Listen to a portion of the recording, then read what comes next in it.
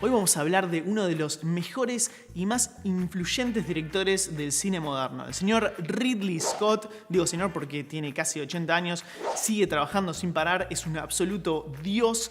Vamos a hablar un poco de su historia, vamos a hacer un recorrido por toda su carrera, sus mejores películas y también los proyectos que vienen a futuro en los que ya está trabajando el señor Ridley Scott.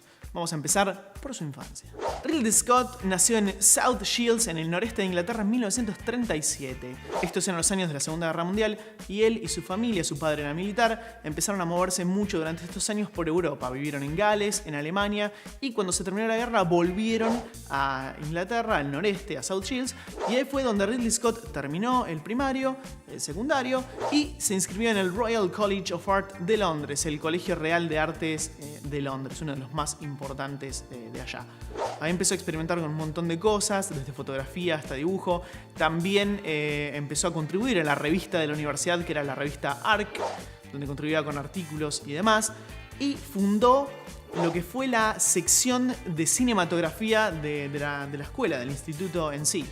También durante este tiempo Ridley Scott hizo su primer cortometraje llamado A Boy and Bicycle, o Chico y Bicicleta, protagonizado por su padre y su hermano menor Tony Scott, que llegó a convertirse en un gran director por cuenta propia.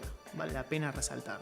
Después de graduarse en 1963, Ridley Scott empezó a trabajar como diseñador de producción en varios programas de la cadena BBC de Londres, como diseñador de producción con todo lo que había aprendido en la academia. Y así, al poco tiempo, alrededor de 1968, junto a su hermano Tony Scott, forma la RSA o RSA, la Ridley Scott Association, una pequeña empresa de publicidad en la que ellos se dedicaban a dirigir comerciales, publicidades para cualquier cliente que quisiese contratar sus servicios. Tanto Tony como Ridley pasaron la mayor parte de los años 70 haciendo muchas publicidades. De hecho, Ridley Scott dirigió una publicidad en particular llamada Bike Round, que fue votada en el año 2006 como la publicidad más querida de la televisión inglesa. Y no solo eso, sino que también se ocupó de recrear toda la identidad visual de Chanel, que en ese momento necesitaba mostrar, transmitir la importancia de sus perfumes a través de la televisión y las publicidades. Finalmente, en 1977, llegó la oportunidad de Ridley Scott de dirigir su primer película. Esta película fue Los Duelistas, protagonizada por Keith Carradine y Harvey Keitel, que estaba ambientada en las épocas napoleónicas y nos contaba la historia de dos soldados de Napoleón que entablaban una enemistad y empezaban a combatir cada vez que se cruzaban en duelos a lo largo de más de 10 años. Esta película fue muy bien recibida y fue el inicio de una etapa en la que en menos de 10 años Ridley Scott iba a revolucionar el cine y la manera de hacer películas, creando hasta nuevos géneros por completo. Todo esto usando todo lo que había aprendido en más de 15 años de trabajar en publicidad y como diseñador de producción. Así fue que justo después del éxito de Los Duelistas, Ridley en 1979 estrena Alien. La importancia de Alien se debe a muchos factores. Primero, que fue la película que revolucionó el género de ciencia ficción y de los monstruos, que venía muy cansado de los años 50 y 60, con muchas criaturas hechas con goma espuma, diseños pésimos, historias muy trilladas. Ridley Scott mezcló conceptos. Lo que hizo fue crear una película sobre un monstruo en el espacio, en las que nos contaba la historia de la nave Nostromo, una nave carguera, y los tripulantes, eran 7 tripulantes, que sin quererlo terminan metiendo a la nave a una criatura alienígena, y cuando se quedan encerrados en el medio del espacio con esta criatura empiezan a ser cazados uno por este xenomorfo negro con un diseño increíble del diseñador H.R. Giger. La película fue un éxito increíble, terminó de catapultar a Ridley Scott, que empezó ya en lo más alto de todo, y para no ser menos, Ridley Scott vino con otra película que también no solo revolucionó visualmente la historia del cine, sino que creó un género completamente nuevo, un subgénero de la ciencia ficción llamado cyberpunk.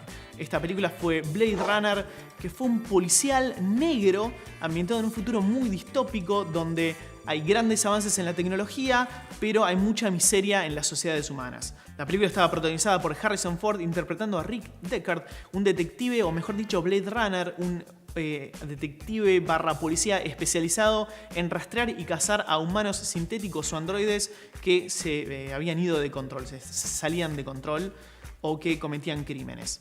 La película estaba basada en un cuento corto de Philip K. Dick, en un libro corto en realidad, llamado Sueñan los androides con ovejas eléctricas. La película, si bien cuando se estrenó no tuvo mucho éxito de taquilla, con el paso de los años se convirtió en un clásico de culto. La gente empezó a ver la importancia que tuvo esta película, la revolución que creó, y fue imitada incontables veces, y hasta hace muy recientemente salió una nueva versión, una versión definitiva remasterizada de la película, que ahora es un clásico absoluto de culto y considerado una de las mejores películas de la historia.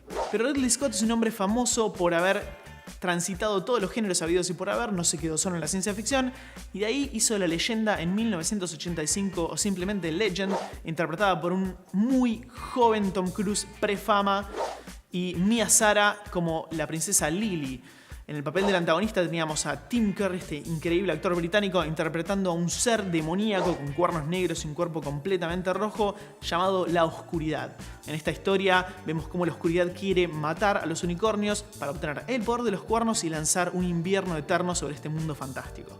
Una película con un diseño de producción increíble, y no solo de criaturas y de escenarios, y una cinematografía fantástica. Una película que también no fue increíblemente bien recibida, pero con el paso de los años se convirtió en un clásico absoluto.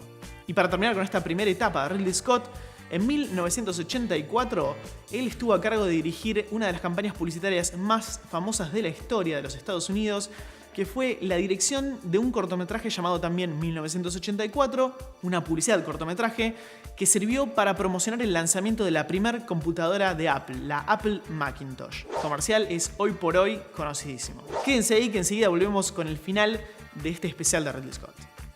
Ah, ¿seguís acá? Bueno, claramente sos un fanático como nosotros, y como buenos fanáticos que somos, estamos siempre informados sobre lo que más nos gusta, sea el cine, las series, los videojuegos o la tecnología. En nuestro sitio web subimos contenido nuevo todos los días, todo el día.